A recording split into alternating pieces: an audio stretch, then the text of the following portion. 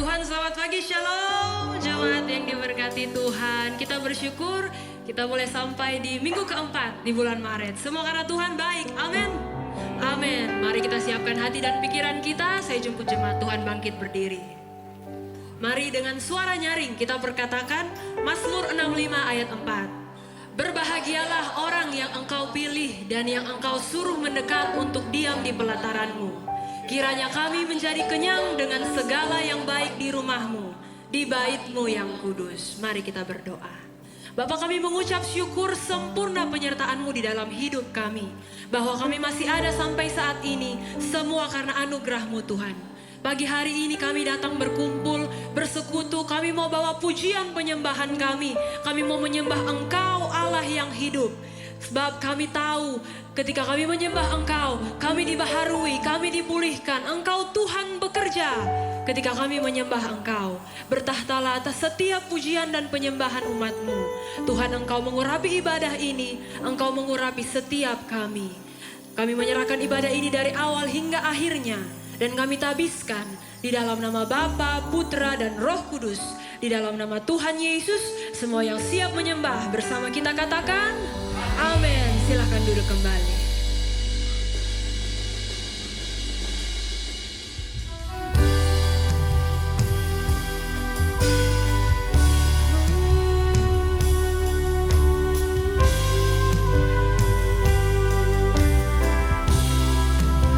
Masuk hadiratnya dengan korban pujian.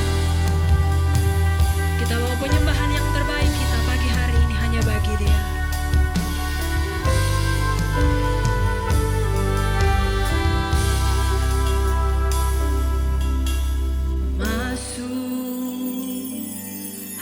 Hadirat-Mu Tuhan dengan korban pujian, masuk hadirat-Mu Tuhan, berhiaskan kekudusan.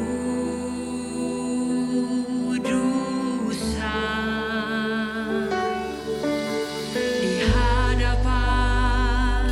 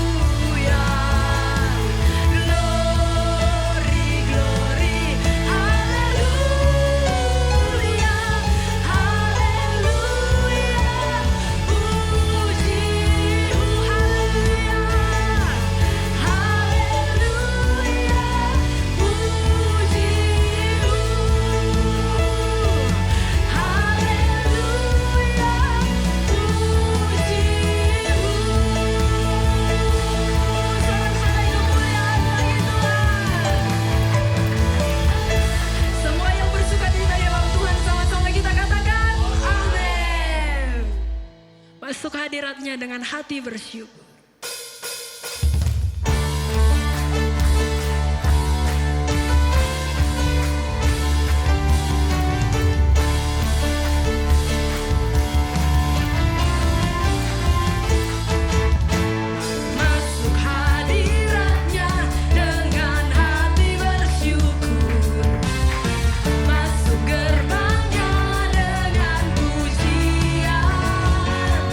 Bermasmurlah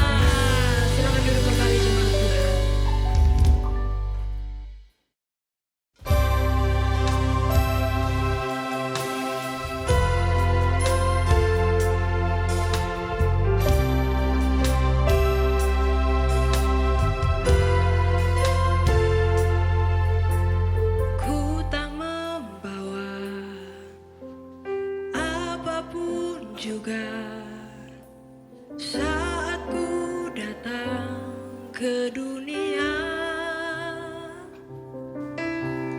ku tinggal semua pada akhirnya saat ku kembali ke surga.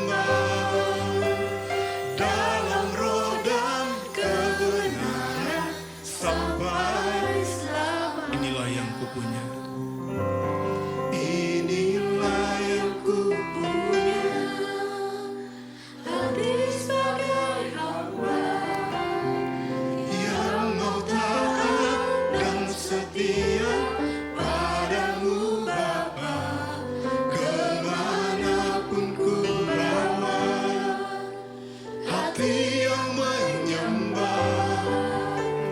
dalam roh dan kebenaran sampai selamanya. Dalam roh dan kebenaran sampai selamanya. Dalam roh dan kebenaran sampai selamanya. Kami menyembah-Mu Tuhan. Kami menyembah-Mu Tuhan. Mari angkat hatimu, angkat suaramu, sembah Tuhan. Bawa sembah kami, bawa syukur kami, kami bawa hormat kami bawa hidup kami, hanya bagi-Mu Tuhan, hanya bagi-Mu. Haleluya, haleluya.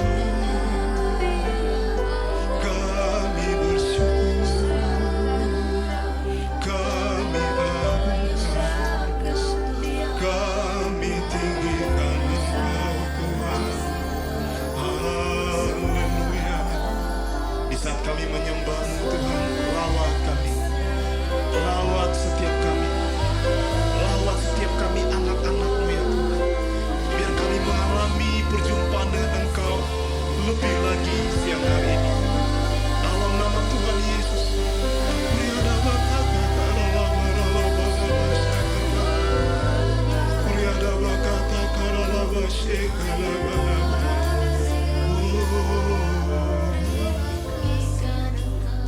Mari buka tangan kita di depan Tuhan. Ku naikkan syukurku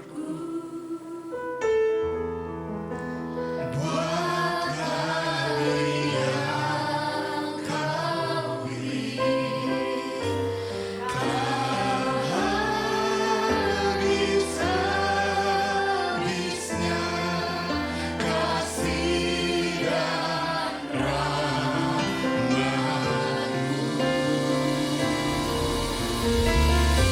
selalu baru dan tak pernah terlambat pertolongan-Mu, besar setia-Mu di sepanjang hidupku. Pagi menjelang siang hari ini, kami umat-Mu ya Tuhan bersyukur kepadamu untuk kasih setia-Mu yang tidak pernah habis-habisnya dalam hidup kami. Untuk rahmat-Mu yang selalu baru setiap pagi bagi kami. Terima kasih Tuhan.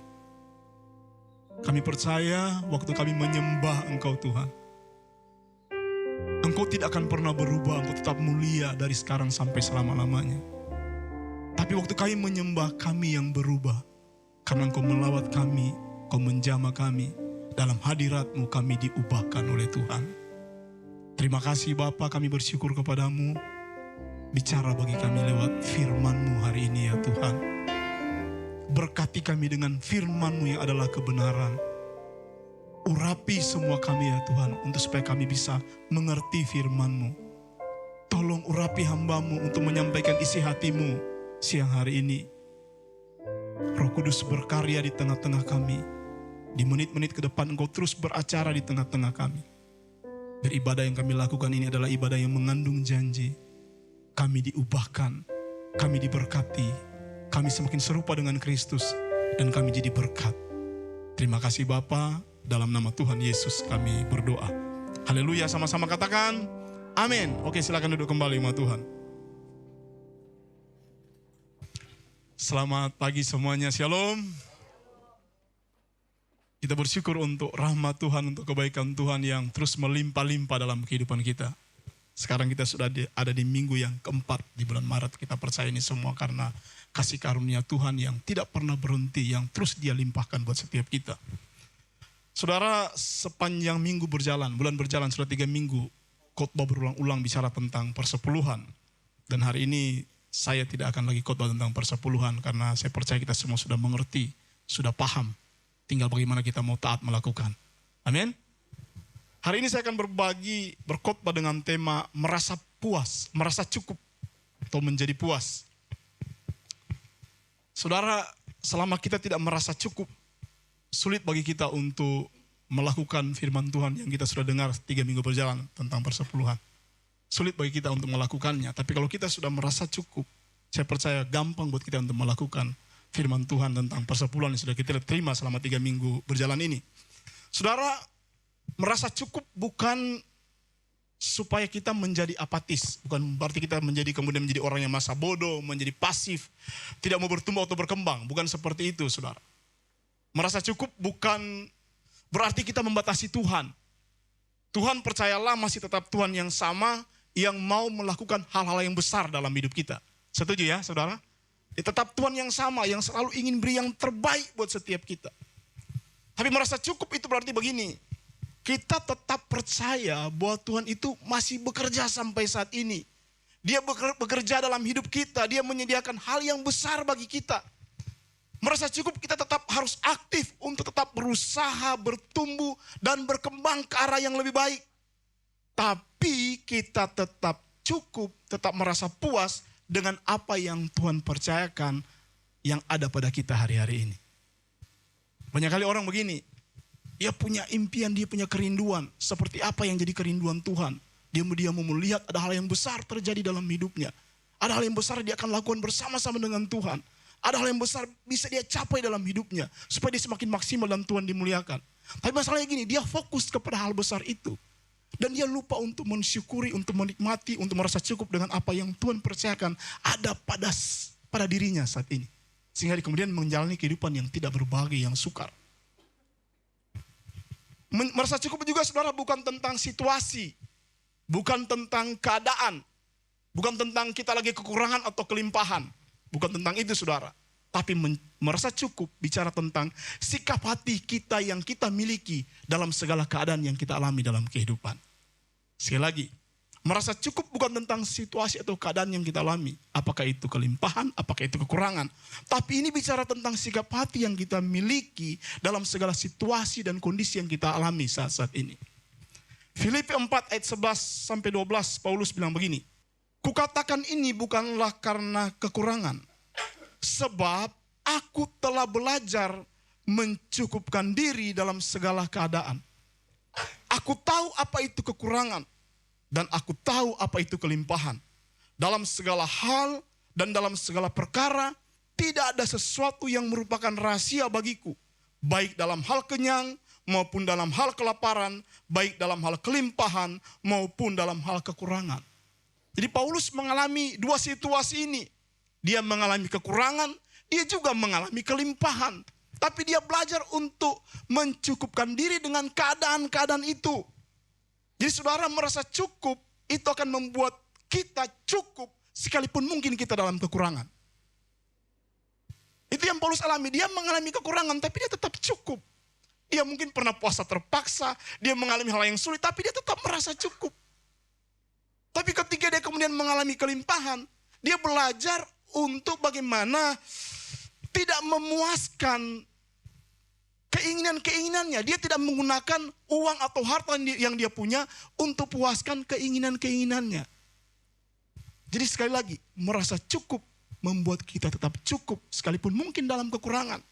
Dan tidak menggunakan uang kita, harta kita untuk memuaskan keinginan kita ketika kita dalam kelimpahan. Itu yang namanya merasa cukup. Saudara mungkin, saudara pernah dengar ilustrasi ini. Saya juga, ini ilustrasi lama saudara.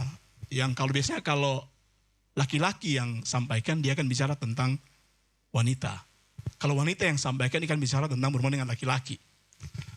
Ada sebuah kota, dibuka sebuah toko, namanya toko istri. Karena saya laki-laki, jadi saya bilang toko istri, saudara. Toko istri. Nah kemudian di toko itu dijual calon-calon istri. Siapa yang mau punya istri bisa datang ke toko itu, kemudian mau beli istri di situ. Ini ingat, ini cuma ilustrasi, bukan benaran ya saudara. Nah, tapi ada syarat saudara. Syarat orang datang ke toko itu, dia hanya bisa masuk toko itu 1 kali. Tidak boleh 2 kali. Cuma 1 kali. Dan kemudian ada peringatan di toko tersebut, ada informasi disampaikan bahwa toko itu memiliki 6 lantai. Di situ tersedia calon-calon istri di 6 lantai itu. Nah, semakin tinggi lantai yang tersedia di situ, maka harga calon istri semakin naik, saudara.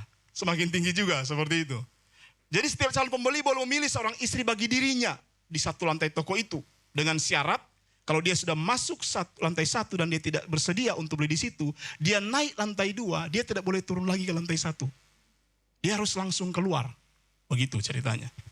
Kalau dia mau, dia bisa naik terus seperti itu. Nah, singkat cerita saudara, datanglah seorang laki-laki yang saya baca di ilustrasi itu namanya Andre.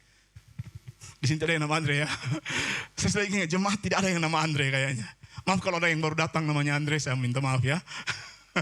Tidak ada ya. Kemudian Andre itu kemudian datang ke toko tersebut dan dia masuk di lantai 1. Waktu dia masuk lantai 1, di situ tertulis, di situ ternyata ada gadis yang memiliki pekerjaan dan taat kepada Tuhan. Wah, Andre ini orang rohani, dia pikir ini sudah bagus tapi kayaknya masih ada lantai 2. Dan dia naik lagi ke lantai 2. Lantai 2 dia lihat lagi. Di lantai ini ada gadis yang memiliki pekerjaan, taat kepada Tuhan, dan senang kepada anak kecil. Wah, ini boleh-boleh juga. Tapi dia ingat masih ada lantai 3. Dia naik lagi ke lantai 3.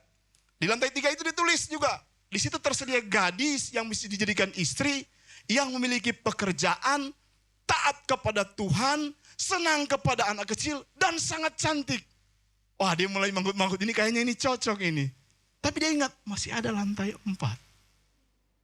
Jadi dia naik lagi ke lantai 4.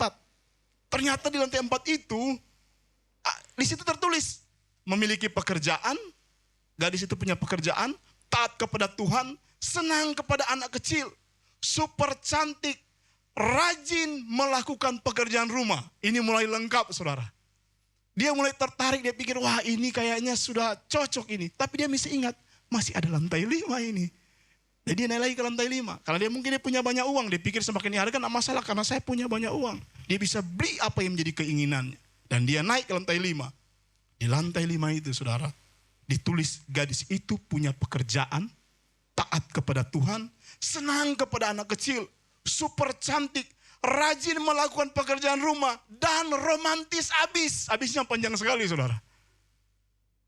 Dia mulai manggut-manggut, dia bilang ini pasti cocok. Dia sudah mulai tertarik, tergoda untuk beli di situ. Tetapi dia ingat, masih ada lantai 6. Dia naik lagi ke lantai 6. Waktu dia tiba di lantai 6, di situ tertulis, Anda adalah pengunjung yang ke-4.363.013. Maaf, di sini tidak ada gadis di lantai ini.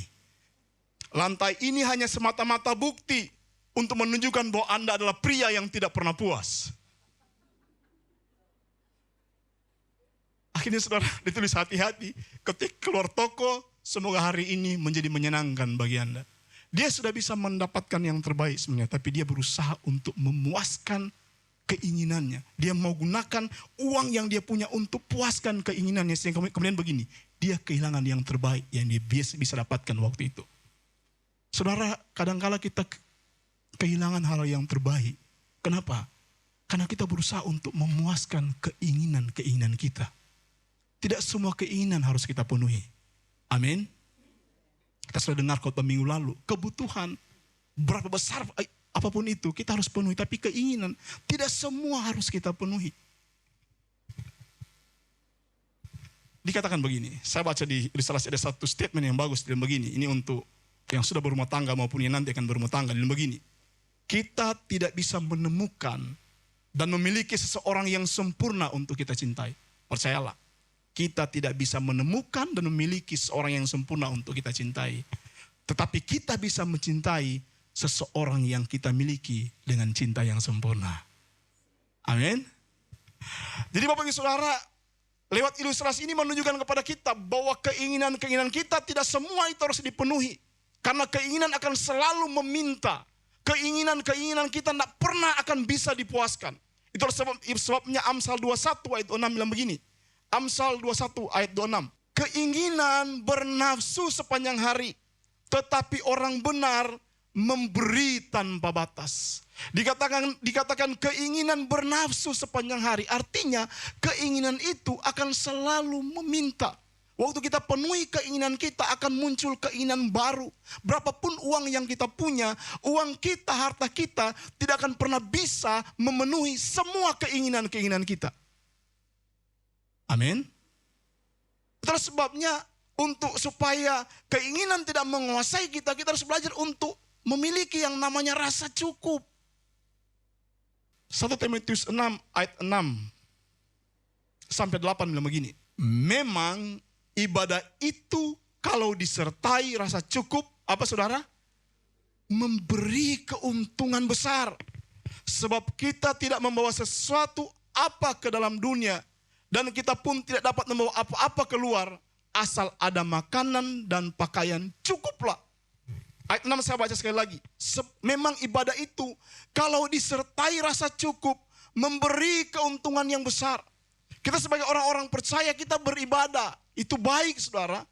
Tapi kalau kita punya rasa cukup, belajar untuk merasa cukup, dikatakan akan memberi keuntungan yang besar. Ternyata kita orang-orang yang beribadah sekali lagi. Kalau kita punya sikap hati yang belajar untuk selalu merasa cukup, itu akan memberi keuntungan yang besar buat kita. Keuntungan apa itu saudara? Yang pertama, kita akan berbahagia di dalam kehidupan. Orang yang merasa cukup selalu pasti berbahagia. Betul Bapak Ibu? Kalau kita selalu merasa kurang dalam kehidupan, sulit bagi kita untuk berbahagia. Kita merasa kurang cantik, kurang tampan, kurang uang, kurang segalanya. Sulit kita untuk berbahagia. Tapi kalau kita merasa bahwa cukup apa yang ada pada saya percaya itu akan membuat kita bisa berbahagia di dalam segala keadaan. Dan orang yang berbahagia itu orang kaya yang sesungguhnya. Sekali lagi, orang yang berbahagia itu orang yang kaya yang sesungguhnya. Orang bisa punya banyak uang, mungkin kaya secara materi, belum tentu dia berbahagia. Karena kebahagiaan tidak bisa dibeli. Amin.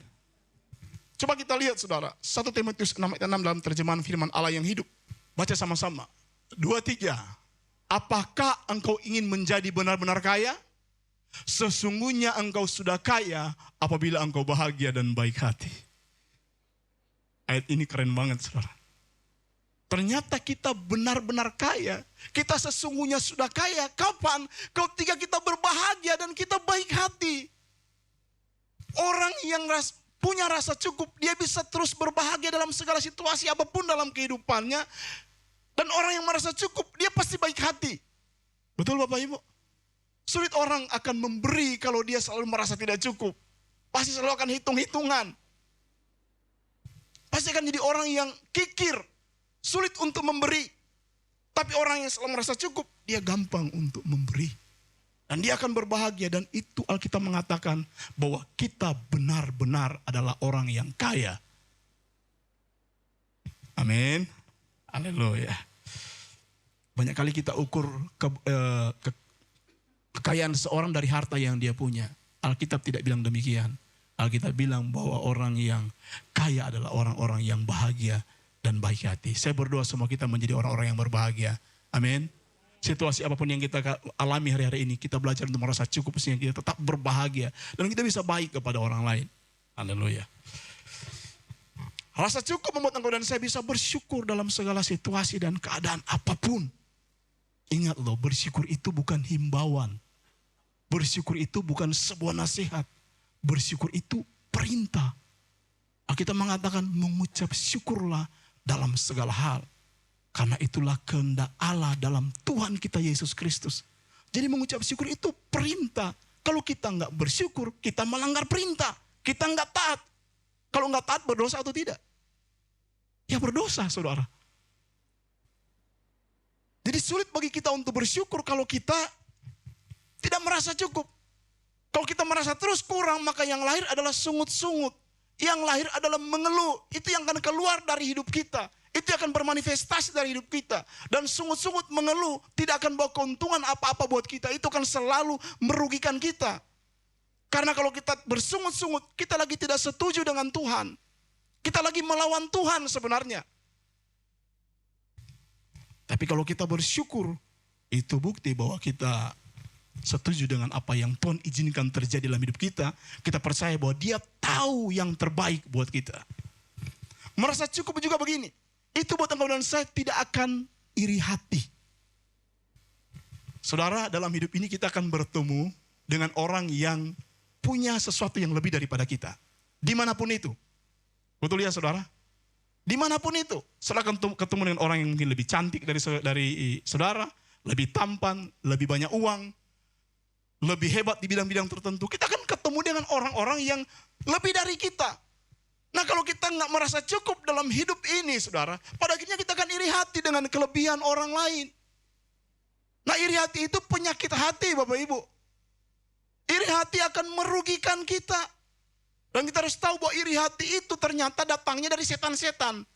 Itu bukan datang dari Tuhan. Coba kita lihat. Yakobus pasal 3 ayat 15 sampai 16. Dari ayat 14 saudara. Dari ayat 14 begini. Jika kamu menaruh perasaan iri hati. Dan kamu mementingkan diri sendiri. Janganlah kamu membanggakan diri dan janganlah berdosa melawan kebenaran. Itu bukanlah hikmat yang datang dari atas. Tetapi dari mana saudara? Dari dunia, dari nafsu manusia, dari setan-setan. Ternyata iri hati itu hikmat dari dunia. Iri hati itu lahir dari kedagingan. Makanya salah satu buah daging adalah iri hati. Dan dari setan-setan. Ayat 16, sebab di mana ada iri hati dan mementingkan diri sendiri, di situ ada kekacauan dan segala macam perbuatan jahat. Kalau kita mulai dikuasai oleh yang namanya iri hati, karena kita mungkin nggak merasa cukup dalam hidup ini, pada akhirnya saudara, di mana kita hadir, itu akan bawa kekacauan di situ. Ada banyak perbuatan jahat bisa kita lakukan. Jadi ternyata iri hati itu berbahaya Bapak Ibu Saudara. Kain bunuh Habel karena apa? Cuma karena iri hati sebenarnya. Habel nggak bikin salah apa-apa kepada Kain. Dia cuma iri kenapa? Karena dia melihat persembahan Habel diterima oleh Tuhan. Persembahan Kain, persembahan yang nggak diterima. Harusnya kan dia marahnya ke Tuhan, bukan marahnya ke Habel. Betul ya? Iri hati membuat terjadi pembunuhan yang kalau di persentase itu paling besar di dunia. Membunuh 1/4 orang di dunia, saudara. Kan baru 4 orang yang hadir, yang ada di bumi kan waktu itu. Dia bunuh 1 berarti 1/4 orang dia bunuh. Jadi kalau persentase saudara, Kain pembunuh yang paling besar di muka bumi ini. Karena dia bunuh 1/4 orang di bumi. Haleluya. Kita bisa melihat bahwa ternyata kalau kita tidak merasa cukup, banyak hal yang fatal yang bisa terjadi dalam hidup kita. Tidak merasa cukup membuat engkau dan saya sukar untuk bersuka cita dalam segala keadaan. Betul ya? Sulit saudara untuk bersuka cita dalam rumah tangga kalau kita pikir bahwa istri kita nggak cukup, suami kita nggak cukup, uang kita nggak cukup. Kita pikir semuanya nggak cukup, sulit bagi kita untuk bersuka cita. Padahal kita tahu bahwa sukacita itu juga penting dalam hidup kita. Kita mengatakan sukacita karena Tuhan itu kekuatan buat kita. Tidak merasa cukup membuat engkau dan saya sekali lagi sulit untuk jadi orang baik, berbelas kasihan. Karena pasti kita akan hitung-hitungan. Bagaimana saya akan memberi kalau saya sendiri kurang? Bagaimana kita memberi sesuatu yang kalau kita sendiri tidak ada, kita tidak punya, tidak bisa. Kita harus percaya bahwa dengan merasa cukup kita bisa berbelas kasihan kepada orang lain. Kita bisa menolong orang lain dengan berbagai macam cara, saudara. Bukan cuma soal uang. Kita bisa memperhatikan orang lain. Kalau kita selalu merasa nggak dikasih, bagaimana kita bisa berbagi kasih dengan orang lain? Betul ya, saudara? Tapi kalau kita percaya bahwa kasih Tuhan cukup buat kita, itu engkau dan saya bisa berbagi kasih dengan sesama kita, dengan orang-orang di sekitar kita. Merasa cukup membuat engkau dan saya bisa melayani dengan motivasi yang benar. Kalau kita merasa cukup, maka saya percaya kita akan melayani motivasi kita benar. Motivasi kita kenapa? Karena kita cinta Tuhan, karena kita mengasihi Tuhan, karena kita tahu bahwa Tuhan itu sudah baik buat kita. Nah, hari ini kita akan belajar bersama-sama saudara, bagaimana supaya kita selalu merasa cukup atau puas dengan apa yang ada pada kita. Kita akan belajar dari yang saya sampaikan di doa malam baru-baru, doa pengerja. Dari perumpamaan tentang anak yang hilang. Saudara, anak yang hilang itu ada satu atau dua, saudara? Kadang itu masih satu. Ya, yang hilang di luar satu. Tapi sebenarnya ada dua. Yang satu hilang di rumah bapaknya. Jadi mereka sama-sama hilang sebenarnya, saudara. Tapi satu hilang di luar, satu hilang di dalam rumah. Coba kita lihat, Lukas 19 ayat 12.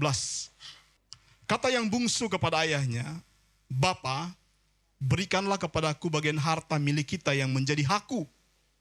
Lalu ayahnya membagi-bagikan harta kekayaan itu di antara mereka. Jadi orang tuanya masih hidup, anak bungsu ini minta supaya ayahnya berikan harta yang menjadi milik mereka bersama, dibagikan sesuai dengan hak masing-masing. Diberikan kepada anak bungsu. Dan ternyata kalau kita baca sebenarnya, pembagian itu bukan cuma untuk anak bungsu, tapi anak sulung juga dikasih. Makanya dikatakan lalu ayahnya membagi-bagikan harta kekayaan itu di antara mereka. Berarti ini bukan cuma untuk anak bungsu, anak sulung juga dapat. Coba kita lihat terjemahan firman Allah yang hidup, karena supaya lebih jelas. Nah, biasa kita kan perlu ayat, betul ya saudara? Butuh ayat. Dikatakan begini, yang bungsu berkata kepadanya, Ayah, berilah kepadaku sekarang ini bagianku dari kekayaan kita. Maka ayahnya membagi kekayaannya itu antara kedua anaknya. Berarti yang sulung dapat atau tidak? Dapat, saudara. Coba kita lihat lagi satu terjemahan sederhana Indonesia. Dikatakan begini, anak yang bungsu berkata kepadanya, Bapak, berikanlah kepadaku harta warisan yang menjadi bagianku. Tidak usahlah aku menunggu sampai bapak meninggal. Ini kurang ajar ini anak ya. Dan lanjut. Lalu orang itu membagikan harta warisannya kepada kedua anaknya itu. Berarti yang dapat harta bukan cuma bungsu, sulung juga dapat. Tapi bedanya adalah anak bungsu ini ketika dia dapat harta, dia tinggalkan rumah bapaknya. Dia kemudian keluar rumah, dia tinggalkan rumah bapaknya, dia pergi ke tempat lain, dan dia gunakan hartanya untuk senang-senang. Hidup berfoya-foya, pakai untuk hal yang mendatangkan dosa, hal yang dosa dia lakukan. Dan pada akhirnya Alkitab mengatakan bahwa dia kemudian mulai melarat. Dia kemudian kerja di tempat, di satu ladang, di mana dia disuruh jaga babi di situ. Ketika dia mulai menjaga babi, dia lapar dan dia ingin makan itu ampas babi. Ampas akan untuk diberi makanan buat babi, tapi tidak dikasih. Bayangkan saudara, ingin makan makanan babi, tidak dikasih, tidak dapat juga. Karena saking susahnya, akhirnya dia ingat, di rumah bapaknya itu ada banyak pelayan-pelayan. Dia tinggal datang minta ampun kepada bapaknya. Dan dia datang dan dia bilang kepada bapaknya bahwa dia telah berdosa terhadap surga dan kepada bapak. Dia datang ke situ dia datang kembali ke rumah bapak, dan bapak sambut dia, peluk dia, berikan dia sepatu yang baru, jubah yang baru, berikan cincin yang baru. Dia diterima kembali sebagai anak. Bahkan dibuatkan acara pada waktu itu. Tapi dia tetap sudah kehilangan kekayaannya. Betul saudara? Dia sudah nggak punya apa-apa. Mungkin kalau dia dapat harta lagi, kalau bapaknya meninggal, yang masih punya papanya yang ada sisa mungkin akan dibagi dulu lagi dengan yang sulung sebenarnya. Tapi apa yang terjadi saudara? Ketika anak sulung itu pulang, saudara. Ayat 28 bilang begini. Mulai ayat 27, saudara. Jawab hamba itu, adikmu telah kembali dan ayahmu telah menyembeli anak lembu tambun. Karena ia mendapatnya kembali dengan sehat. Maka apa saudara? Marahlah anak sulung itu. Dan ia tidak mau masuk. Lalu ayahnya keluar dan berbicara dengan dia. Tetapi ia menjawab ayahnya, katanya, telah bertahun-tahun aku melayani Bapa, dan belum pernah aku melanggar perintah Bapa. Tetapi kepada aku belum pernah Bapa memberikan seekor anak kambing untuk bersukacita dengan sahabat-sahabatku. Tetapi baru saja datang anak Bapa yang telah memboroskan harta kekayaan Bapa bersama dengan pelacur-pelacur. Maka Bapa menyembeli anak lembu tambun itu untuk dia. Dia marah kepada bapaknya. Padahal dia punya harta, dia punya segala-galanya. Tapi ketika dia melihat bahwa ternyata bapaknya menyambut adiknya yang pulang dalam keadaan susah, keadaan miskin, dan bikin pesta buat dia, anak sulung ini iri hati Bapak Ibu. Dia menjadi iri hati. Dia tidak bahagia. Dia mengeluh. Dan yang paling parah, dia kehilangan belas kasihan. Betul saudara? Harusnya ketika adiknya kembali, harusnya dia senang. Kenapa? Adiknya sudah kembali. Tapi dia marah melihat adiknya sudah kembali. Padahal sekali lagi, anak sulung ini tidak kekurangan. Karena dia sudah menerima pembagian warisan sebelumnya. Dia sudah punya segala-galanya. Mungkin kalau nanti bapaknya meninggal, bagian bapaknya bisa dibagi dulu lagi dengan dia. Tapi dia marah, dia kehilangan hal-hal yang sangat berarti. Kenapa? Karena dia tidak merasa cukup. Pertanyaannya, apa yang membuat anak sulung ini tidak merasa cukup? Padahal dia sudah punya segala-galanya. Coba kita lihat ayat berikutnya. Ayat 31 bilang begini. Kata ayahnya kepadanya, anakku, engkau selalu bersama-sama dengan aku dan segala kepunyaanku adalah kepunyaanmu. Biasanya yang kita bahas cuma bagian terakhir. Dan segala kepunyaanku adalah kepunyaanmu. Tapi waktu saya baca ini, bagian pertama itu begitu kuat bicara di hati saya. Ayahnya bilang kepada anak sulung itu, anakku, engkau selalu bersama-sama dengan aku. Jadi anak sulung ini ada selalu sama-sama dengan bapaknya. Waktu mereka sama-sama terima warisan, mereka punya kekayaan yang banyak. Tapi waktu anak bungsu ini tinggalkan rumah bapak, ini yang jadi perbedaan. Mereka sama-sama punya harta, tetapi anak sulung dia punya bapak yang ada sama-sama dengan dia. Dan harusnya ini yang paling penting dalam kehidupannya. Akibat dia tidak menyadari akan pentingnya bapaknya dalam hidupnya. Pentingnya bahwa bapaknya harus jadi fokus hidupnya. Akibatnya begini. Dia mengatakan dia sudah taat. Dia tidak melanggar perintah. Tapi bapak tidak pernah bikin pesta buat dia. Seekor anak kambing pun tidak pernah diberikan. Kita bisa lihat bahwa anak sulung ini melayani bapaknya dengan motivasi yang salah.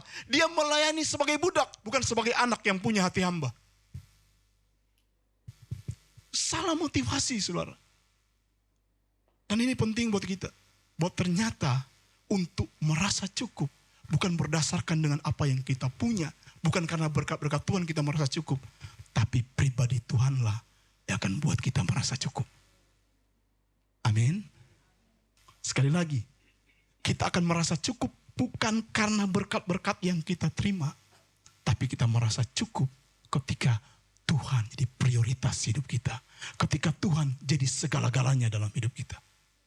Anak sulung ini sudah punya segala-galanya.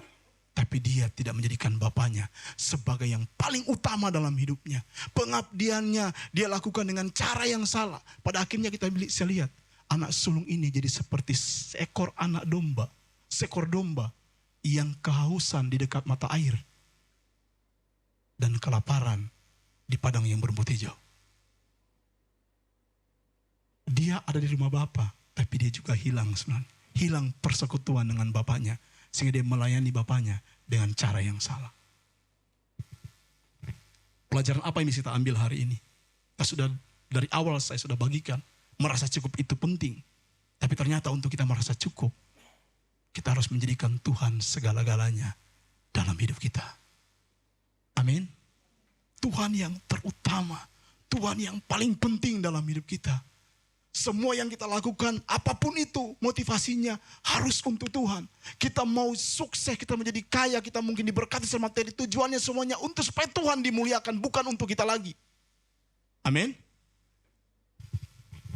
Saudara menerima berkat Tuhan, tapi tidak menjadikan Tuhan yang pertama dan paling utama dalam hidup kita, pasti kita tidak akan pernah merasa cukup. Kita belajar dari Musa, saudara. Musa. Tuhan berfirman kepada Musa bahwa orang Israel ini tegar tengkuk. Makanya Tuhan mengatakan bahwa dia tidak akan lagi berjalan bersama-sama dengan mereka sampai di tanah Kanaan. Tapi dia akan kirim satu orang malaikat menyertai mereka untuk tiba di tanah Kanaan. Tapi yang luar biasa saudara, Musa gak setuju dengan itu. Jadi lewat ayat firman Tuhan itu, kalau saudara baca di Keluaran 33 menunjukkan begini, bahwa kita bisa sukses loh tanpa Tuhan. Betul saudara? Di luar sana banyak orang sukses. kaya, diberkati, punya senjata. Tanpa Tuhan bisa. Tapi kita tidak akan pernah bisa merasa cukup tanpa pribadi Tuhan. Amin. Makanya Musa bilang begini, Keluaran 33 ayat 15. Berkatalah Musa kepadanya, kepada Tuhan, jika engkau sendiri tidak membimbing kami, janganlah suruh kami berangkat dari sini. Musa bisa berjalan bersama dengan seorang malaikat, tiba di tanah Kanaan, bisa. Tapi Musa tidak mau. Karena bagi Musa yang terpenting bukan tanah Kanaannya, tapi yang terpenting adalah pribadi Tuhan yang bersama-sama dengan dia. Saudara, sekali lagi, bukan pemberian Tuhan yang buat kita puas, tapi pribadi Tuhan yang buat kita puas. Saya percaya ketika kita mengutamakan Tuhan lebih dari segala-galanya, ketika kita mengasihi Tuhan lebih dari segala-galanya, kita utamakan kerajaan Allah dan kebenarannya dalam hidup ini. Saya percaya apapun yang Tuhan berikan buat kita tetap akan bersyukur atas itu. Kita akan selalu merasa cukup. Kenapa? Karena kita sudah cukup dulu. Kenapa? Karena kita sudah punya hubungan yang karib dengan Tuhan. Kita sudah menjadikan Tuhan sebagai yang segala-galanya dalam hidup kita. Dan saya percaya waktu kita mengutamakan kerajaan Allah dan kebenarannya, maka akan ada tambahan-tambahan Tuhan berikan buat kita. Matius 6 ayat 33 mengatakan, carilah dahulu kerajaan Allah dan kebenarannya, maka semuanya akan ditambahkan kepada kita. Jangan kejar tambahan-tambahannya, kejar pribadi Tuhan yang sudah bersama-sama dengan kita. Karena sekali lagi, waktu kita terhubung dengan Tuhan, dia segala-galanya dalam hidup kita akan selalu merasa cukup dalam segala keadaan. Saya selesai, Tuhan berkati kita semua. Amin. Firman Tuhan sudah disampaikan buat kita hari ini, bahwa penting untuk kita merasa cukup. Kalau kita beribadah dengan merasa cukup, ada keuntungan yang besar. Ada sukacita, ada kebahagiaan. Gampang bagi kita untuk mengucap syukur dalam segala keadaan. Kita akan terus punya belas kasihan. Kita akan menjadi orang-orang yang terus bersyukur dalam segala keadaan. Kita bisa melayani Tuhan dengan motivasi yang benar. Pertanyaan buat kita hari ini, sudahkah kita menjadikan Tuhan segala-galanya dalam hidup kita? Mari siang hari ini, sama-sama kita ambil keputusan untuk menjadikan Tuhan yang paling utama, yang paling pertama dalam hidup kita. Semua yang kita lakukan untuk memuliakan nama Tuhan. Dan kita merindukan pribadinya lebih daripada berkat-berkat yang bisa diberikan buat kita. Supaya kita puas dalam segala keadaan apapun yang kita alami dalam hidup ini.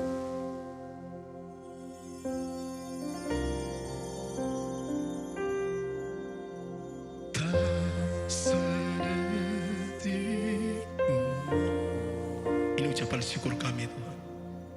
Kau tinggalkanku, anugerah-Mu melimpah bagiku.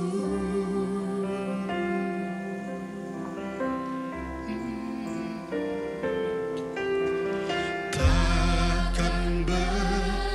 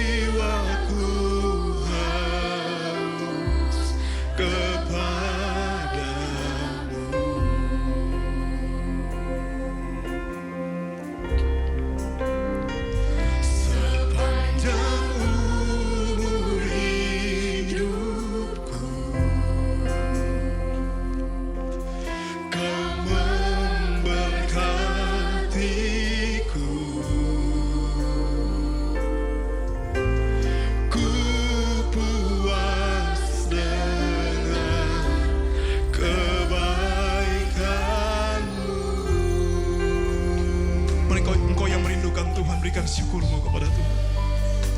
Kami bersyukur buat penyertaan-Mu. Kami bersyukur buat kebaikan-Mu. Kami bersyukur buat kasih setia-Mu. Kami bersyukur buat anugerah-Mu yang menyelamatkan kami. Haleluya. Kaulah segalanya Tuhan. Haleluya, haleluya. Siang hari ini biar kami semua puas dengan pribadi-Mu ya Tuhan. Haleluya. Kami yang lapar dan haus akan Engkau Tuhan, biar Engkau puaskan siang hari ini. Gloria, haleluya. Kami menyembah-Mu. Kami tinggikan Engkau Tuhan. Majulah nama-Mu. Bapa yang sangat baik. Bapa yang sangat baik.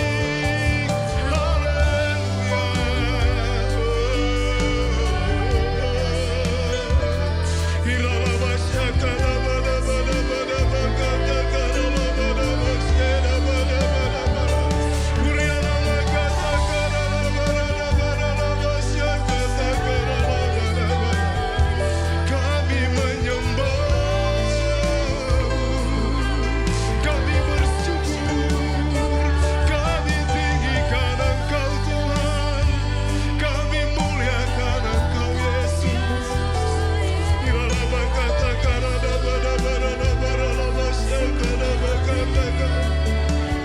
Lawat kami Tuhan. Haleluya, haleluya.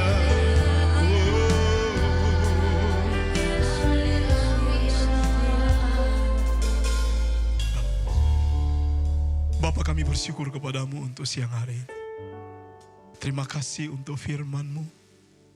Terima kasih untuk lawatan-Mu bagi kami. Setelah kami pulang dari tempat ini, kami semua semakin diubahkan. Hati kami semakin melekat dengan Tuhan. Bapa menjadi yang terutama dalam kehidupan kami. Terima kasih Bapa, dalam nama Tuhan Yesus. Kami berdoa, haleluya, sama-sama katakan amin. Silakan duduk Matu. Shalom jemaat yang dikasihi Tuhan. Shalom. Puji Tuhan, saya percaya setiap kita yang ada siang hari ini adalah orang-orang yang mengalami kasih Tuhan, amin. Saya percaya firman Tuhan yang sudah disampaikan oleh Pak Gembala memberkati setiap kita. Kita diajarkan bagaimana kita merasa cukup dalam segala hal. Sebab itu yang membuat saudara dan saya bisa bersyukur kepada Tuhan, amin. Puji Tuhan. Terima kasih buat hambanya Pak Gembala yang sudah menyampaikan isi hati Tuhan buat setiap kita siang hari ini. Biar setiap kita jemaat Betani Makassar, kita semakin bertumbuh dalam pengenalan akan firman Tuhan. Dan kami juga siang hari ini menyambut Bapak Ibu yang mungkin baru pertama kali hadir bersama-sama kami di tempat ini. Selamat bergabung bersama kami, Tuhan Yesus memberkati, biar kiranya minggu depan kita semakin banyak hadir di tempat ini untuk sama-sama muji dan muliakan nama Tuhan. Puji Tuhan. Bapak Ibu dikasih Tuhan, saatnya kita akan mempersiapkan persembahan syukur kita. Seperti biasa disampaikan bahwa akan ada 2 pundi dijalankan. Pundi untuk persembahan umum dan yang kedua untuk rumah ibadah. Biar kita mempersiapkan persembahan kita untuk hormatan kemuliaan Tuhan. Kemudian Bapak Ibu yang mau mengembalikan perpuluhan atau persembahan syukur yang lain, di depan ada kotak persembahan. Setelah pun dijalankan, Bapak Ibu boleh bawa ke depan. Dan saya percaya bahwa setiap apa yang kita sudah persiapkan, itu Tuhan akan berkati. Dan apa yang ada pada kita Tuhan berkati lebih lagi untuk jadi berkat bagi kita. Amin. Nah, sebelum kita memberi, mari sama-sama kita berdoa. Bapa di surga, kami bersyukur buat kasih-Mu yang begitu besar dalam kehidupan kami. Terima kasih Tuhan buat siang hari ini kami boleh ada di tempat ini, kami sama-sama beribadah, kami sama-sama memuji dan memuliakan nama-Mu Tuhan. Bahkan di tengah-tengah persekutuan kami, Engkau sampaikan isi hati-Mu bagi setiap kami Tuhan. Biarlah Tuhan kami yang boleh ada siang hari ini, kami terus diajar bagaimana kami harus hidup di hadapan-Mu. Firman-Mu terus berkuasa dalam kehidupan kami untuk mengajarkan kami bagaimana kami hidup untuk mempermuliakan nama-Mu. Terima kasih Tuhan. Kami sepakat berdoa buat hamba-Mu Pak Gembala, Bapak Pendeta David Parengkuan yang Tuhan sudah pakai untuk menyampaikan isi hati-Mu bagi setiap kami siang hari ini. Berkati hamba-Mu, berkati pribadinya Tuhan, berkati keluarga, istri, anak-anak Tuhan. Kami percaya Tuhan, Engkau terus yang memelihara kehidupan mereka, pertajam hamba-Mu Tuhan untuk mendengarkan suara-Mu sehingga jemaat yang ada di bawah penggembalaannya terus dibawa masuk dalam rencana-Mu Tuhan.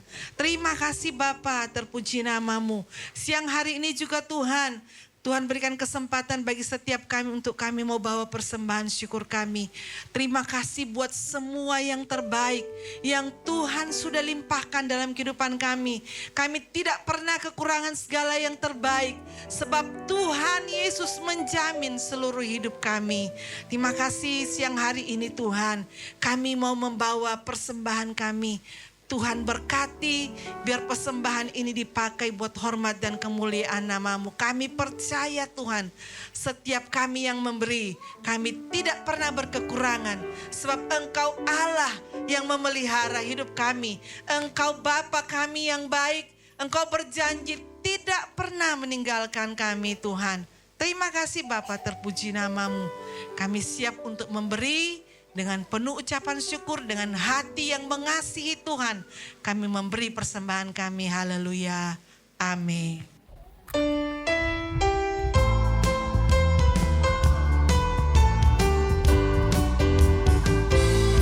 Berbahagialah orang yang takut padamu.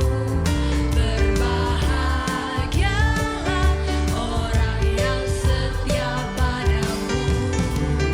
Dia akan menikmati hujan berkat-berkat-Mu.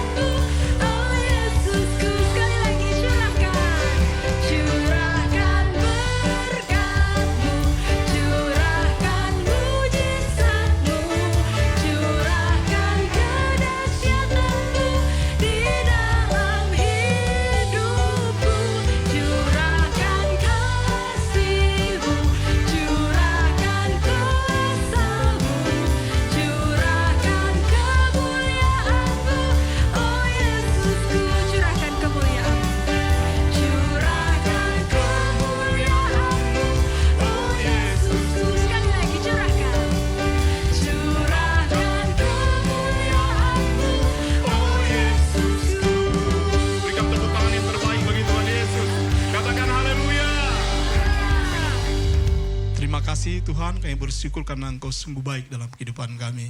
Terima kasih Bapa, memberkati jemaat Tuhan di Gereja Betani Makassar. Kami berdoa dalam nama Yesus sepanjang minggu berjalan, dalam rumah tangga, dalam usaha pekerjaan, dalam apa yang kami lakukan. Kami minta kebajikan kemurahan-Mu mengikuti kami seumur hidup kami. Dalam nama Yesus, biar kami akan melihat terobosan-terobosan yang baru terjadi dalam kehidupan pribadi kami, rumah tangga kami maupun pekerjaan dan studi kami. Dalam nama Tuhan Yesus Kristus. Terima kasih Bapa, kami berdoa kalau ada yang sakit kami lepaskan kuasa firman Tuhan, oleh bilur-bilur Tuhan Yesus jadilah sembuh dalam nama Tuhan Yesus. Kami percaya anak-anak kami adalah keturunan ilahi. Mereka bertumbuh kuat di dalam Tuhan, menjadi perkasa di bumi, jadi berkat pada generasinya dalam nama Tuhan Yesus Kristus. Kami bersyukur kepadamu Bapa. Kami berdoa ya Tuhan saat ini, mengangkat tangan kami memberkati kota kami, memberkati bangsa kami Indonesia. Biar Makassar diberkati oleh Tuhan, Indonesia diberkati oleh Tuhan. Biar keselamatan yang datangnya dari Tuhan dialami oleh orang-orang di kota ini, dialami oleh orang-orang di bangsa ini. Dalam nama Tuhan Yesus, biar ada jiwa-jiwa yang terbuka hatinya untuk menerima Yesus sebagai Tuhan dan Juru Selamat. Dalam nama Yesus, dan kami berdoa, pertemukan kami dengan orang-orang itu yang siap dituai bagi Engkau. Dalam nama Tuhan Yesus Kristus. Pemerintahan di kota ini, di bangsa ini, biar diberkati oleh Tuhan. Tuhan yang berikan mereka hikmat, berikan mereka takut akan Engkau Tuhan. Sehingga semua kebijakan yang mereka ambil di kota ini, di bangsa ini, itu untuk kepentingan masyarakat di kota dan bangsa ini. Dalam nama Tuhan Yesus. Segala praktek-praktek apapun yang merusak bangsa ini, kami patahkan dalam nama Yesus. Kami batalkan dalam nama Tuhan Yesus. Kami berdoa biar semuanya berjalan sesuai dengan apa yang menjadi agenda Tuhan buat kota kami dan buat bangsa kami di dalam nama Tuhan Yesus Kristus. Kami berdoa berkati pemimpin rohani kami, Ibu Gembala Pendeta Dr. Leni Matoke. Tuhan memberkati pribadinya, berkati suami, berkati anak-anak, cucu-cucu, biar mengalami terus kebaikan-kebaikan Tuhan, terus dalam pengurapan Tuhan. Tuhan akan bawa dia pada pusat kehendak-Mu, sehingga pelayanan di Manado sampai di cabang-cabang akan berjalan sesuai dengan apa yang Tuhan mau, di dalam nama Tuhan Yesus Kristus. Terima kasih Bapa. Kalau sebentar kami akan pulang berpisah dari tempat ini, kami tetap percaya Engkau Tuhan Immanuel selalu menyertai kami, tidak pernah meninggalkan kami, tidak pernah membiarkan kami, dan kehadiran-Mu selalu cukup bagi kami ya Tuhan. Dan di akhir ibadah ini kami minta Tuhan sendiri yang meteraikan berkat-Mu atas setiap kami. Mari umat Tuhan, tadahkan tangan-Mu, buka hati-Mu, angkat wajah-Mu pandang Bapa di surga, dan terima berkat Tuhan. Tuhan memberkati engkau dan melindungi engkau. Tuhan menyinari engkau dengan wajah-Nya, berikan engkau kasih karunia. Tuhan menghadapkan wajah-Nya kepadamu, berikan engkau damai sejahtera. Diberkati ketika engkau datang, engkau pulang, engkau diberkati oleh Tuhan. Di rumahmu, dalam pekerjaanmu, dalam apapun yang kau lakukan, engkau diberkati oleh Tuhan. Dalam nama Bapa, Putra dan Roh Kudus, dalam nama Tuhan Yesus Kristus, semua yang percaya diberkati Tuhan. Sama-sama kita angkat pujian ini. Mulutku penuh dengan pujian kepadamu ya Yesus Tuhan. Sepanjang hari ku beri penghormatan kepadamu ya Allah. Selamat hari Minggu, Tuhan Yesus berkati. Shalom.